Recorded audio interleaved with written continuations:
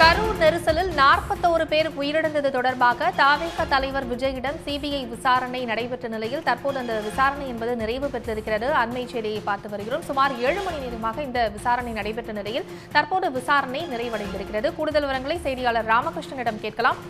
ராமகிருஷ்ணன், இந்த விசாரணை தொடர்பான கூடுதல் விவரங்கள். விசாரணை முடிஞ்சது.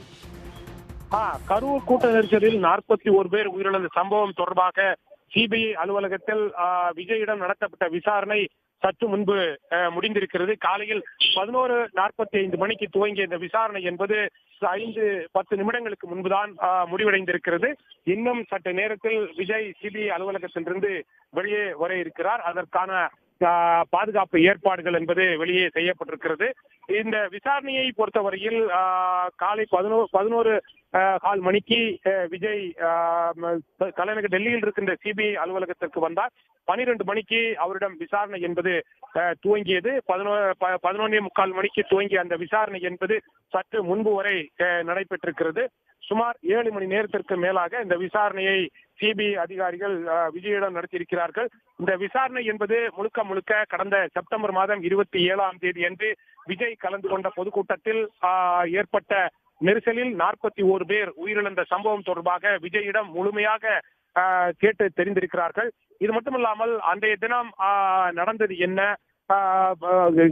எவ்வளவு பேர் கலந்து கொள்வதற்கு போலீசார் முதலில் அனுமதி வழங்கினார்கள், எவ்வளவு பேர் அனுமதிக்கப்பட்டதை விடவும் அதிகமாக கலந்து கொண்டார்கள் கட்சியை சார்ந்தவர்கள், ஏன் கூட்ட நெரிசல் ஏற்பட்டது, போலீசார் ஏற்கனவே அந்த கூட்டம் அதிகமாக வந்திருப்பதால் அந்த பகுதிக்கு செல்ல வேண்டாம் என்று உங்களை அறிவுறுத்தியதுக்கு பிறகும் அந்த பகுதிக்கு ஏன் நீங்கள் சென்றீர்கள், நீங்கள் முதலில் எத்தனை மணிக்கு அந்த பகுதியில் செல்ல திட்டமிடப்பட்டிருந்தது, எத்தனை மணிக்கு நீங்கள் சென்றீர்கள், ஏனென்றால் போலீஸ் தரப்பை பொறுத்தவரையில் பிற்பகல் 3 மணியிலிருந்து இரவு 10 மணி வரை மட்டும்தான் அங்கு அனுமதி வழங்கப்பட்டதாகவும், ஆனால் 3 மணிக்கு முன்பே அந்த பகுதியில் ஏராளமான தவிக கட்சியை சார்ந்தவர்கள் வந்து குவிந்த வண்ணம் இருந்திருக்கிறார்கள். பல மணி நேரம் மக்கள், ஆயிரக்கணக்கான மக்கள் அந்த பகுதியில் வந்ததன் காரணமாகத்தான் கூட்ட நெரிசல் என்பது ஏற்பட்டிருக்கிறது.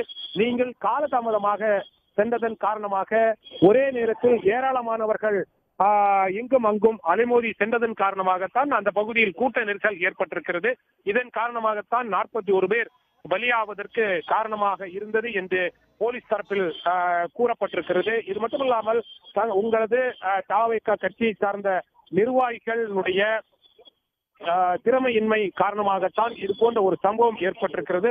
அந்த பகுதியில் கூடியிருந்த மக்களுக்கு தேவையான அடிப்படை வசதிகள் என்பது செய்து கொடுக்கப்படவில்லை. குறிப்பாக குடிநீர், உணவு, கழிப்பட வசதி என்பது போன்றவற்றை செய்து கொடுக்காததும் இது போன்ற ஒரு சம்பவம் ஏற்படுவதற்கு காரணமாக இருந்தது. போலீசாருடைய எச்சரிக்கையும் பொருட்படுத்தாமல் விஜய் அந்த பொதுக்கூட்டத்தில் கலந்து கொண்டதுதான் இது போன்ற கூட்ட நெரிசல் ஏற்படுவதற்கு காரணமாக இருந்தது என்றெல்லாம் போலீசார் ஏற்கனவே சிபிஐ அதிகாரிகளிடம் தெரிவித்திருக்கிறார்கள்.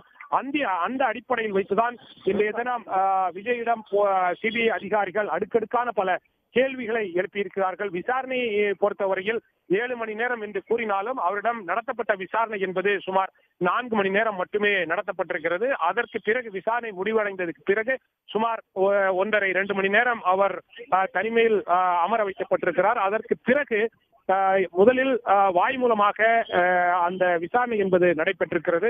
வாய்மொழியாக பல்வேறு கேள்விகளை எழுப்பிய சிபிஐ அதிகாரிகள் விஜயிடம் வாய்மொழியாக பல்வேறு பதில்களை கேட்டிருக்கிறார்கள். அதற்கு பிறகு எழுத்து மூலமாக இன்று நடைபெற்ற விசாரணையினுடைய அம்சங்களை விஜயிடம் எழுத்து மூலமாக பெறப்பட்டு கையெழுத்து வாங்கப்பட்டதாக கூறப்படுகிறது. இது சிபிஐனுடைய வழக்கு விசாரணை நடைபெறும் ஒரு யுக்தியாக பார்க்கப்படுகிறது.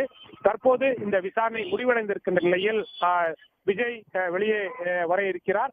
நாளை விசாரணை தொடருமா என்பது இன்னும் சற்று நேரத்தில் தெரிய வரும். சிபிஐயை பொறுத்தவரையில் ஏற்கனவே இந்த விசாரணைக்கு முதலில் அழைத்து விஜயிடம் இருந்து பல்வேறு கேள்விகளை கேட்டு அவரிடம் இருந்து பதிலை பெறுவதும், குறிப்பாக அவர் விட்னஸ் என்று அழைக்கக்கூடிய சாட்சியத்திற்காக மட்டுமே இன்று அழைக்கப்பட்டு அவரிடம் பல்வேறு பதில்களை கேட்பதுதான் சிபிஐனுடைய அதிகாரிகளுடைய திட்டமாக இருந்தது. அந்த அடிப்படையில் தான் இன்றைய தினம் சுமார் 7 மணி நேரம் அவரிடம் விசாரணை நடத்தப்பட்டிருக்கிறது.